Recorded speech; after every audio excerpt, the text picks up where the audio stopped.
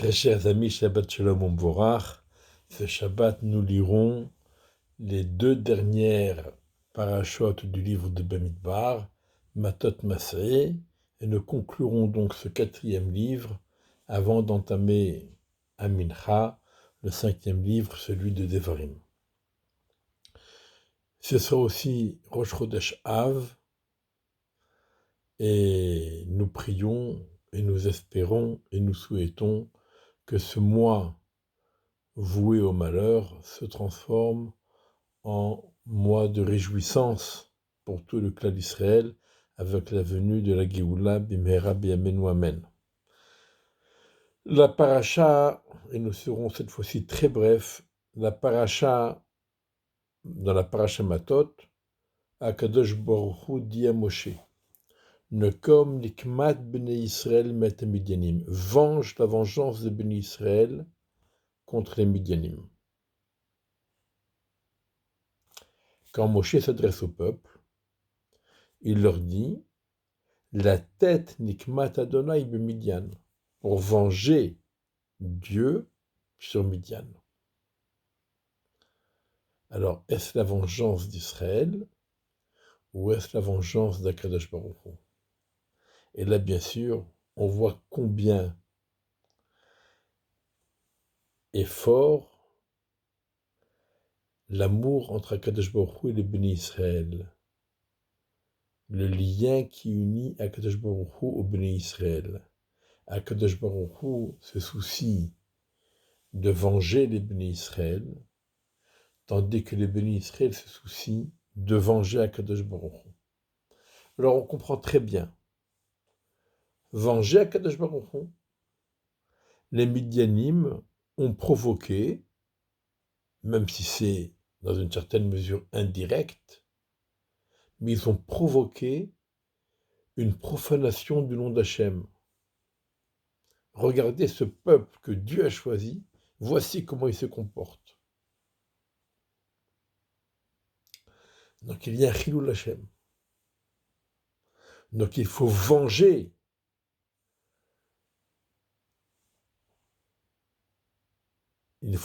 Dieu pour la profanation de son nom.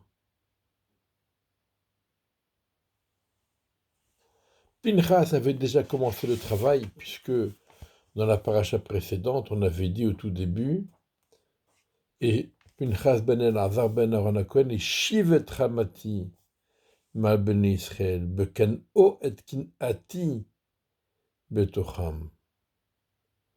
Pinchas a ramené ma colère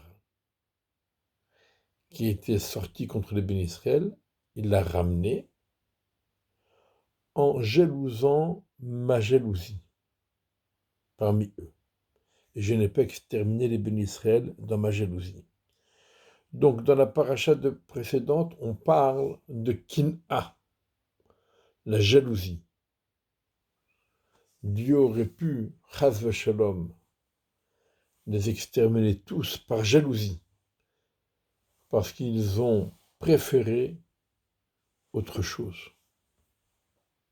Mais là, on parle de vengeance. Finalement, le nom de Dieu a été profané, a été souillé, et ça mérite une vengeance. Par contre, quand Akadosh Baruch Hu demande de venger les bénis Israël, ça mérite une petite réflexion et un approfondissement. Pourquoi? Quand est-ce qu'on venge? Lorsque quelqu'un me fait du mal, alors je me venge. Est-ce que les Midyanim ont fait du mal aux bénis Israël?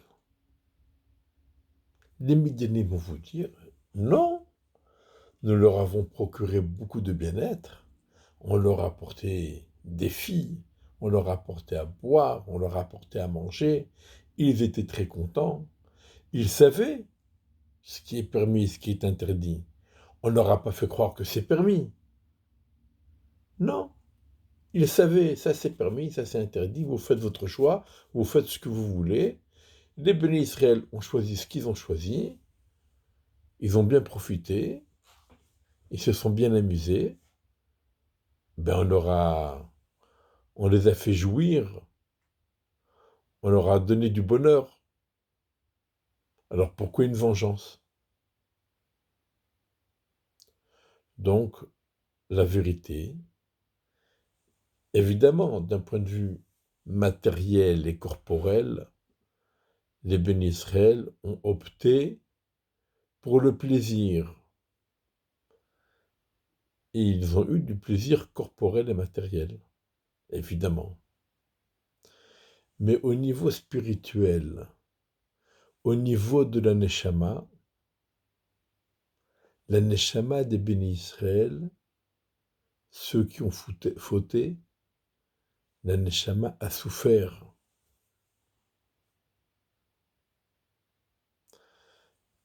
Les Midianim ont fait du mal à la neshama des bénis Israël. Les Midianim et les Moabim ont fait souffrir les bénis Israël. Quand Akadosh Baruch Hu demande de venger les bénis Israël, ça veut dire de venger la neshama des bénis Israël qui a tant souffert dans cet épisode. Parce que l'essentiel du Ben Israël, ce n'est pas son corps et sa matière, mais c'est sa neshama. Et si la neshama souffre, elle mérite d'être vengée. Et si les Midianim ont causé la souffrance de la neshama des Ben Israël, parce que la neshama, ça reste le principal de l'être, eh bien ça mérite vengeance. Et quand Akadosh Baruch Hu dit à Moshe d'organiser la vengeance des bénis Israël, il lui dit, quelles que soient les apparences, l'essentiel et le principal, c'est la neshama a souffert et il faut venger. Les Midianim ont causé du mal à la neshama et c'est la mérite de se venger contre les Midianim pour cela. Et c'est une leçon de vie à tout moment. L'essentiel de l'être, c'est sa neshama. Celui qui fait jouir sa neshama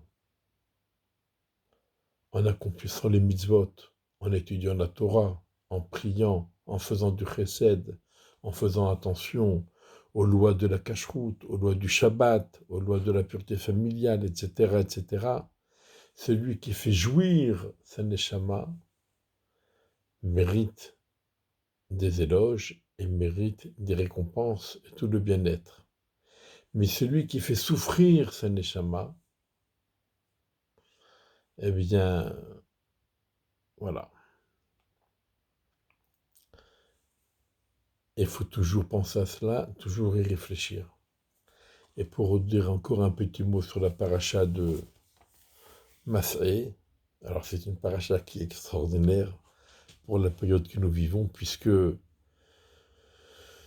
il est question des limites d'Eretz Israël. Et là, de nouveau, Akadosh Baruch Hu dit au béni Israël, vous allez renvoyer tous les habitants de la terre et vous allez détruire tous leurs temples et toutes leurs idoles et tous leurs autels AUTELS, etc. Alors, lorsqu'on renvoie les populations qui y habitent, les populations indigènes, pour prendre leur place, on est bien sûr des colonisateurs. Sauf que c'est la Torah qui nous dit d'agir ainsi.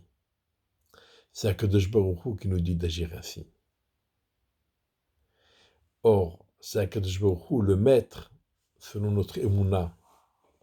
On peut comprendre que les autres n'adhèrent pas à cette façon de réfléchir, mais nous, notre Emouna, c'est que c'est Akadosh Baruch Hu qui a tout créé, c'est Akadosh Baruch Hu qui est le maître de tout, et c'est Akadosh Baruch Hu qui place et déplace les populations. Et donc, Akadosh Baruch Hu nous dit, ne vous inquiétez pas, c'est moi qui les ai mis sur ce territoire pour qu'ils puissent, en attendant votre arrivée, qu'ils puissent s'en occuper. Mais maintenant que vous êtes là, elle est à vous, elle est pour vous, elle vous appartient, et eux doivent partir. Et comme le dit le Rambam, il n'est pas question forcément de les massacrer tous.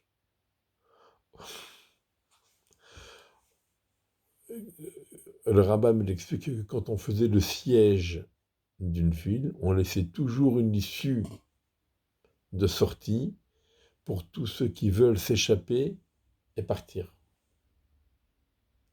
Donc on propose aux populations indigènes la possibilité de migrer ailleurs, parce que c'est notre terre, c'est Dieu qui en est le propriétaire, qui nous la donne, qui nous la confie, et donc ils doivent quitter. La loi n'est pas pour protéger les squatteurs, mais la loi elle est pour protéger ceux qui doivent, selon la loi, résider dans ce pays. Ça, c'est un premier point. Et ensuite, la Torah nous donne les limites des frontières d'Eretz Israël. Et Rachid nous explique qu'est-ce que ça change. Et Rachid explique parce qu'il y a beaucoup de mitzvot qui sont liés à Eretz Israël. Des mitzvot qu'on accomplit à l'intérieur d'Eretz Israël et qu'on n'accomplit pas à l'extérieur d'Eretz Israël. Et donc on a besoin des limites, pas pour savoir les limites du pays dans lequel on va habiter, mais pour savoir les limites concernant l'accomplissement de ces mitzvot. Cette mitzvah, si elle se trouve à l'intérieur des limites, je dois l'accomplir. Si je me trouve à l'extérieur des limites, je ne dois pas l'accomplir. Tout est calculé par rapport à l'accomplissement des mitzvot liés à Eretz Israël. Enfin, un dernier point qui est aussi d'une importance capitale pour nous tous, la Torah nous demande de désigner des villes de refuge pour quelqu'un qui aurait tué par inadvertance. Alors, toute personne qui a commis un meurtre, quelles que soient les circonstances, doit immédiatement se rendre dans cette ville de refuge en attendant d'être jugé. Il faut faire en sorte que le vengeur du sang de la victime ne puisse tuer le meurtrier tant qu'il n'a pas été présenté devant la justice. Une fois le cas étudié et la justice rendue, alors si il avait tué méchamment, volontairement, alors il n'a pas le droit de retourner à la ville de refuge. Il sera, s'il ne peut être condamné par le Beddin et exécuté par le Beddin pour des raisons procédurales, alors on le laisse au bon soin du vengeur du sang de la victime. Mais si jamais la personne c'était un accident, c'était tout à fait involontaire et c'était accidentel, alors effectivement, il retournera dans la ville de refuge où il s'était réfugié au préalable et il y restera jusqu'à la mort du Kohen Gadol. À la mort du Kohen Gadol, le meurtrier involontaire peut sortir de la ville et retourner chez lui. Seulement voilà, la Torah dit 3 villes de refuge dans le territoire extérieur au Jourdain, où se trouvaient 2 tribus et demie, et 3 villes de refuge à l'intérieur des terres. Et tout le monde se pose la question, mais c'est pas proportionnel. 3 villes de refuge pour 2 tribus et demie, et de l'autre côté, 3 villes pour 9 tribus et demie. C'est disproportionné. Alors certains diront, le fait qu'ils étaient plus loin du Mishkan et du Beth Amikdash, et qu'ils étaient même après le Jourdain, alors ça avait une influence, c'est-à-dire la Kedusha du Mishkan et du Beth Amikdash rayonnait sur toutes les tribus qui étaient à l'intérieur des terres, plus que sur les autres. Donc c'est pour cela qu'il y avait moins d'accidents mortels à l'intérieur des terres, et il y en avait plus à l'extérieur. On peut dire ça, pourquoi pas. Mais j'ai entendu une autre explication. Et l'explication est la suivante. Pendant 14 ans, les papas des tribus de Gad et Réhouven et de la moitié de la tribu de Menaché ont quitté leur famille pour se joindre à la conquête d'Eretz Canaan, comme promis. C'est vrai. Et leur engagement était extraordinaire. Mais, d'un point de vue du chinour, de l'éducation des enfants, et ce, malgré les avertissements de Moshe Rabbeinu, le fait que pendant 14 ans, les enfants ont été privés de leur père, cela a marqué, cela a laissé des marques au niveau du chinour. Et c'est pour cela que dans ces 2 tribus et demie, où les enfants ont été privés du papa, eh bien, il y avait plus d'accidents qu'ailleurs. Voilà une petite remarque qui doit faire réfléchir et qui montre que quand bien même la part des mamans est fondamentale et essentielle dans l'éducation des enfants, mais la part du papa est également très importante et il faut s'investir dans ce domaine. Shabbat Shalom Umvorach, Chodesh Tov Umvorach, et Bezrat Hashem, la Geoula Bimera Beyamenu, la venue de Meshach Tzidkenu, le rassemblement de tous les bénis Israël, de partout où ils sont, et la reconstruction du Beth Amikdash, et le retour, la reprise du service au Beth Amikdash, en l'honneur d'Hachem. Shabbat Shalom Umvorach, Chodesh Tov Umvorach.